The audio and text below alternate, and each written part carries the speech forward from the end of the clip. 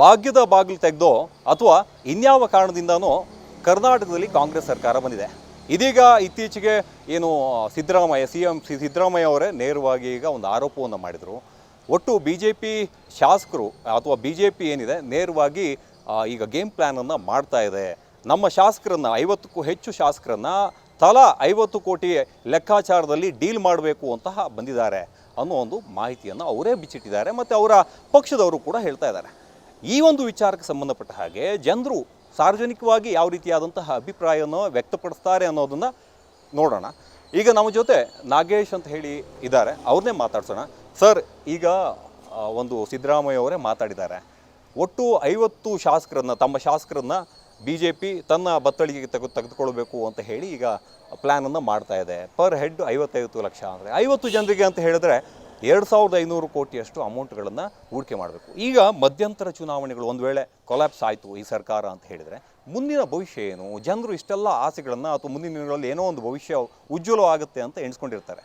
ಇಂತಹ ಸರ್ಕಾರಗಳು ಬಂದಾಗ ಅಥವಾ ಒಬ್ಬ CM ಬಾಯಲ್ಲಿ ಇಂತಹ ಮಾತುಗಳು ಬಂದಾಗ ಏನು ಹೇಳ್ತೀರಿ? ನೋಡಿ, ಸ್ವತಃ ಈ ರಾಜ್ಯದ ಮುಖ್ಯಮಂತ್ರಿಗಳೇ ನಮ್ಮ ಕಾಂಗ್ರೆಸ್ ಶಾಸಕರಿಗೆ ಮತ್ತು ಮಂತ್ರಿಗಳಿಗೆ ತಲಾ 50 ಕೋಟಿ ಕೊಟ್ಟು 50 ಜನರನ್ನು ಖರೀದಿಸುವಂಥ ಕೆಲಸ BJP ಸರ್ಕಾರ ಮಾಡ್ತಾ ಇದೆ ಅಂತೇಳಿ ಸ್ವತಃ ಸಿದ್ದರಾಮಯ್ಯ ಅವರೇ ಹೇಳ್ತಾ ಇದ್ದಾರೆ. ಸಿದ್ದರಾಮಯ್ಯ ಅವರೇ ಹೇಳ್ತಾ ಇದ್ದಾರೆ ಅಂತೇಳಿ ಎಲ್ಲೋ ಒಂದು ಮೂಲತಃ ಇಂಟೆಲಿಜೆಂಟ್ ರಿಪೋರ್ಟ್ ಪ್ರಕಾರವಾಗಿ ಅವರೆಲ್ಲ ಮಾಹಿತಿಯನ್ನು ಕಲೆಕ್ಟ್ ಮಾಡಿರ್ತಾರೆ. ರಾಜ್ಯದ ಮುಖ್ಯಮಂತ್ರಿಗಳು ಆ ರೀತಿ ಹೇಳ್ತಾರೆ ಅಂದರೆ ಇದು ನಿಜವೂ ಆಗ್ಬೋದು, ಆಗದೇ ಇರ್ಬೋದು, ಹೇಳೋದಕ್ಕಾಗಲ್ಲ. ಸ್ವತಃ 2,500 ಕೋಟಿಯನ್ನು ಇಲ್ಲಿ ಬಂದು BJP ಸರ್ಕಾರ ಒಂದು 50 ಜನನ ಖರೀದಿ ಮಾಡಿದ್ರೆ ಈ ರಾಜ್ಯದ ಪರಿಸ್ಥಿತಿ ಏನಾಗುತ್ತೆ ಅನ್ನುವಂಥದ್ದನ್ನ ಊಹಿಸ್ಕೊಳ್ಳೋಕ್ಕೂ ಆಗಿದೆಯಲ್ಲ. ಒಂದು ಕಡೆ ನಂತರದಲ್ಲಿ ಅದು ಹೇಳ್ತೀನಿ ಸರ್. BJP ಸರ್ಕಾರ ಇಲ್ಲಿವರೆಗೂ ತಂದು ಯಾವತ್ತಾದರೂ ತನ್ನ ನೈತಿಕ ಬಲದಿಂದ ಅಧಿಕಾರಕ್ಕೆ ಬಂದಿದ್ದೇ ಇಲ್ಲ. ಸೊ ಹಿಂದೆ ಖರೀದಿಯನ್ನು ಮಾಡಿ ಆಪರೇಷನ್ ಕಮಲ ಮಾಡಿ ಅಧಿಕಾರಕ್ಕೆ ಬಂದಿರೋಂಥದ್ದು ಸಿದ್ದರಾಮಯ್ಯ ಇವರು ಯಡಿಯೂರಪ್ಪ 3 ಬಾರಿ ಮುಖ್ಯಮಂತ್ರಿ ಆಗಿದ್ರು, 3 ಬಾರಿನೂ ಅದೇ ಬಾರಿ ಆಗಿರೋದು. HD ಕುಮಾರಸ್ವಾಮಿ ಅವರು ಸಹ ಅದೇ ರೀತಿ. ಇವೆರಡೂ ಗೇಮ್ ಪ್ಲ್ಯಾನ್ ಮಾಡಿ ಶಾಸಕರನ್ನು ಖರೀದಿ ಮಾಡಿ ನೈತಿಕತೆ ಬಲ ಇಲ್ಲದೆ ಶಾಸಕರನ್ನು ಖರೀದಿ ಮಾಡಿ ಸರ್ಕಾರ ರಚನೆ ಮಾಡಿರುವಂಥದ್ದು ಇವರಿಬ್ಬರು ಕೆಲಸ. ಒಂದು ವೇಳೆ 50 ಜನರನ್ನು ಖರೀದಿ ಮಾಡಿ ಸರ್ಕಾರ ಮಾಡೋದಾದರೆ ಆದರೆ BJP ಸರ್ಕಾರ ಬಂದಂಥವಿಂದ ಕಳೆದ 2-3 ಸಾರಿ BJP ತಾವೇ ಗುದ್ದಾಟ ಮಾಡಿ ತಾವೇ ಒಂದು ರೀತಿಯಲ್ಲಿ ಮಾಡಿ ಅದು ಪತನ ಆಗಿರುವಂಥದ್ದು ಜಾಸ್ತಿ ಆಗಿದೆ. ಯಡಿಯೂರಪ್ಪ ಖರೀದಿ ಮಾಡಿ ಸರ್ಕಾರ ಮಾಡೋದಂದರೆ ಯಡಿಯೂರಪ್ಪನೂ ತೆಗೆದಿರೋದು ಉಂಟು, ನಂತರದಲ್ಲಿ ಬೇರೆ ಮಾಡಿರೋದಂತೂ ಮತ್ತೆ ಇರೋದು ಮತ್ತೆ ಇದೇ ರೀತಿಯೇ ಆಗುತ್ತೆ. ಸೊ ಯಾವುದೇ ರೀತಿಯಲ್ಲಿ ಇವರು 50 ಜನ ಖರೀದಿ ಮಾಡಿದ್ರೂ ಸಹ BJP ತನ್ನ ಸ್ಥಿರತೆಯನ್ನು ಕಾಪಾಡಿಕೊಳ್ಳುವಂಥದ್ದು ವಿಫಲ ಆಗುತ್ತೆ. ಯಾಕೆಂದರೆ ಈಗ ಅಲ್ಲೇ ಸಹ ಅವರವರೇ ಬೇಂದು ಅವರವರೇ ಗುದ್ದಾಡುವಂಥ ಕೆಲಸ ಮಾಡ್ತಾ ಇದ್ದಾರೆ. ಕಾಂಗ್ರೆಸ್ಸರು ಸಹ ಅದೇ ರೀತಿಯಲ್ಲಿ ನಡೀತಾ ಇದೆ. ಯಾಕೆಂತೇಳಿ ಈಗ ಮೂಢ ಹಗರಣ ದೊಡ್ಡ ಮಟ್ಟದಲ್ಲಿ ಸುದ್ದಿಯಾಗಿ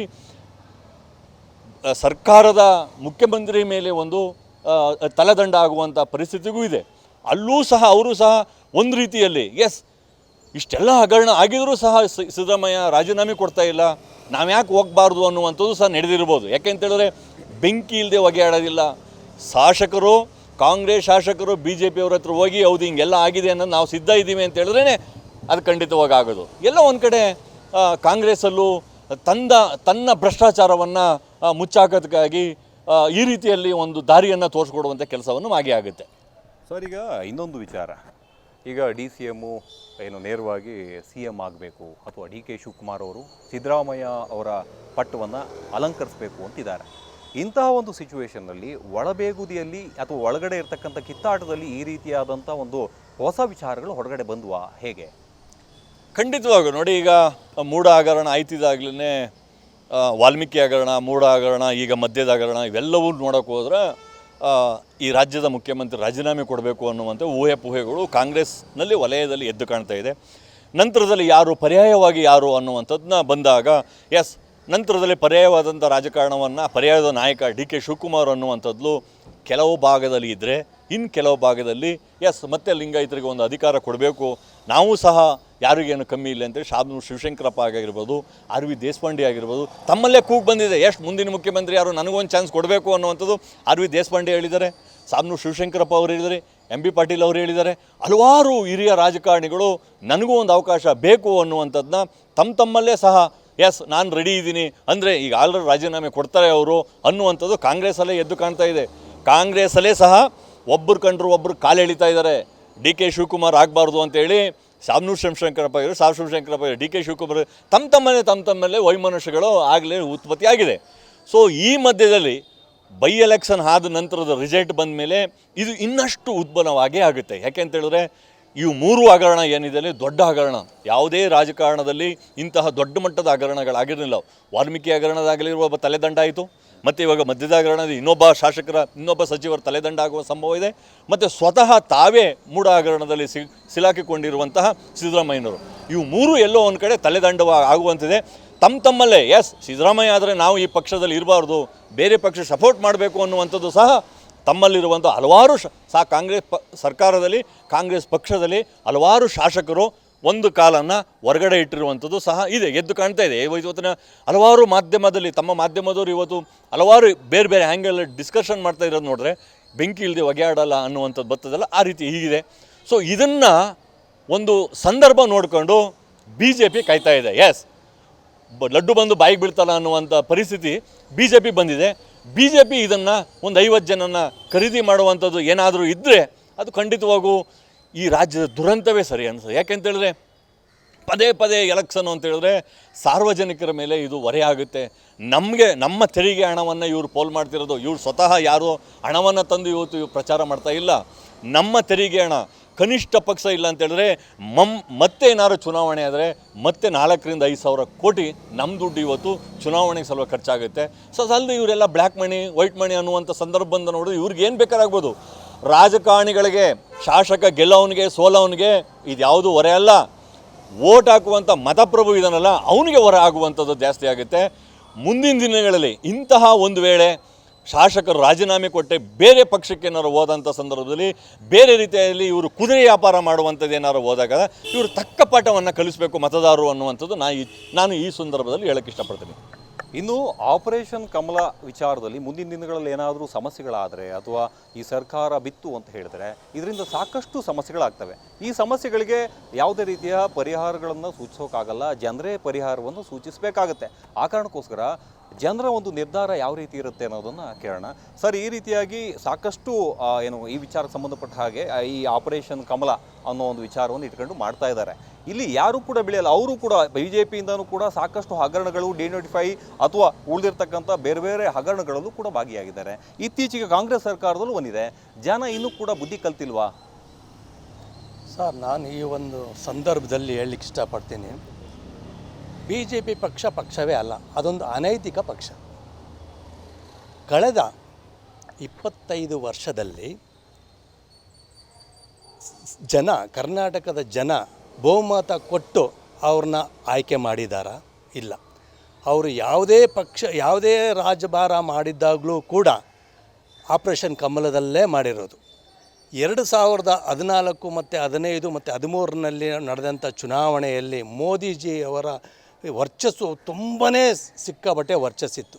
ಅಂಥ ಸಂದರ್ಭದಲ್ಲೂ ಕೂಡ ಇವರು 105 ಸೀಟೇ ತೊಗೊಳಕ್ಕಾಗಿತ್ತು. ಅಂಥ ಸಂದರ್ಭದಲ್ಲೂ ಕೂಡ ಇವ್ರಿಗೆ ಬಹುಮತ ಸಿಗಲಿಲ್ಲ. ತದನಂತರ ಎರಡನೇ ಚುನಾವಣೆ ನಡೆದಾಗೂ ಕೂಡ ಇವ್ರಿಗೆ ಅಬ್ಸಲ್ಯೂಟ್ಲಿ ಮೆಜಾರಿಟಿ ಕೊಡಲಿಲ್ಲ. ಇವರು ಅರ್ಥ ಮಾಡ್ಕೊಳ್ಬೇಕಾಗಿತ್ತು. ಮತ್ತೆ ಅವರು ಆಪರೇಷನ್ ಕಮಲ ಮಾಡಿದ್ರು. ಈ ರಾಜ್ಯಕ್ಕೆ ಇವರು ಶಾಪಗ್ರಸ್ತ ಪಕ್ಷ. ಇವ್ರ ನಾಟ್ಯ BJP ಪಕ್ಷ ಅಲ್ಲ. ಇವರು ಯಾವುದೇ ಸಂದರ್ಭ ಬಂದರೂ ಕೂಡ ಕರ್ನಾಟಕಕ್ಕೆ ಶಾಪ. ಆದ್ದರಿಂದ ಜನಗಳು ಮತದಾರರು ಇವರಿಗೆ ಬುದ್ಧಿ ಕಲಿಸಿ ಇವಾಗ 105ರಿಂದ 66 ಸೀಟಿಗೆ ತಂದಿದ್ದಾರೆ. ಮುಂದಿನ ಚುನಾವಣೆಗೆ 6 ಸೀಟಿಗೆ ತಂದು ನಿಲ್ಲಿಸಬೇಕು ಅಂತ ಕೇಳ್ತೀನಿ ಈ ಜನಗಳಿಗೆ, ಈ ಮತದಾರರಿಗೆ. ಮುಂದಿನ ದಿನಗಳಲ್ಲಿ ಯಾವುದೇ ಕಾರಣಕ್ಕೂ ದಕ್ಷಿಣದ ಹೆಬ್ಬಾಗಿಲು BJP ಪಕ್ಷಕ್ಕೆ ಕ್ಲೋಸ್ ಆಗಬೇಕು. ಅವ್ರು ಯಾವುದೇ ರೀತಿ ಕೂಡ ನೈತಿಕತೆ ಇಲ್ಲ ರಾಜ್ಯದಲ್ಲಿ ಇರಲಿಕ್ಕೆ. ನಿನ್ನೆ CT ರವಿಯವರು ಹೇಳ್ತಾಯಿದ್ರು, ಕುರಿ ಕೋಳಿ ಎಮ್ಮೆನ ದನನ ಅಂತ ಕೇಳ್ತಾಯಿದ್ರು. ಅದೇ ಒಬ್ಬ ಬೇರೆ ಪಕ್ಷದವನು ದನನೇನು ಹಿಡ್ಕೊಂಡು ಹೋಗ್ತಾಯಿದ್ರೆ ನಮ್ಮ ಮಾತಾ ಅಂತ ಕರೀತಾರೆ. ಅದೇ ಅವ್ರ ಬಾಯಲ್ಲಿ ಬರ್ಬೇಕಾದ್ರೆ ದನ ಅಂತ ಕರೀತಾರೆ. ನಿನ್ನ ಮಾತು ಯಾವ ರೀತಿ ಇದೆ ಅಂತ ನೀನೇ ಅರ್ಥ ಮಾಡ್ಕೊಂಡು ಹೇಳಬೇಕು ಅಲ್ವಾ ಸರ್?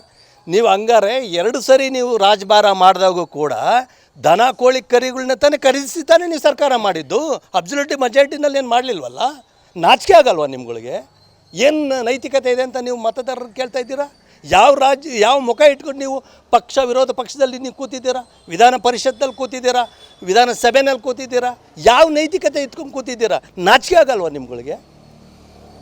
ಓಕೆ, ಈಗ ಜನರು ಕೂಡ ರೋಸ್ ಹೋಗಿದ್ದಾರೆ. ಸಾಕಷ್ಟು ದಿನದಿಂದನೂ ಕೂಡ ಇದೇ ರೀತಿಯಾದಂತಹ ಮಾತುಗಳನ್ನು ಕೇಳಿಬರ್ತಾ ಇದೆ. ಏನು ಕುದುರೆ ವ್ಯಾಪಾರ ಬಲು ಜೋರಾಗಿ ನಡೀತಾ ಇದೆ. ಇದರಿಂದ ಮುಂದಿನ ದಿನಗಳಲ್ಲಿ ಎಲ್ಲಾದರೂ ಸಮಸ್ಯೆಗಳಾದರೆ ಅಥವಾ ಸರ್ಕಾರ ಬಿದ್ದಿದ್ದೇ ಹೋದಾದರೆ ಇಲ್ಲಿ ಕಾಂಗ್ರೆಸ್ಗೂ ಏಟಾಗುತ್ತೆ, BJPಗೂ ಏಟಾಗುತ್ತೆ. ಅದೇ ರೀತಿಯಾಗಿ ಇಬ್ಬರ ನಡುವೆ ಏನು ಸಮ್ಮಿಶ್ರ ಮಾಡಿಕೊಳ್ಳುವಂತಹ JDS ಸರ್ಕಾರಕ್ಕೂ ಕೂಡ JDSಗೂ ಕೂಡ ಸಮಸ್ಯೆ ಆಗುತ್ತೆ. ಒಟ್ಟಿನಲ್ಲಿ ಜನರು ಈ 3 ಪಾರ್ಟಿಯನ್ನು ತ್ಯಜಿಸಿ ಇನ್ನೂ ಅನ್ಯ ಪಾರ್ಟಿಗಳನ್ನು ಹುಡುಕುವತ್ತ ಹೋಗುವಂತಹ ಸಾಧ್ಯತೆಗಳು ಸಾಕಷ್ಟಿದ್ದಾವೆ. ದತ್ತರಾಜ್ ಪಡ್ಕೋಣೆ, ಸಮಯ ನ್ಯೂಸ್, ಬೆಂಗಳೂರು.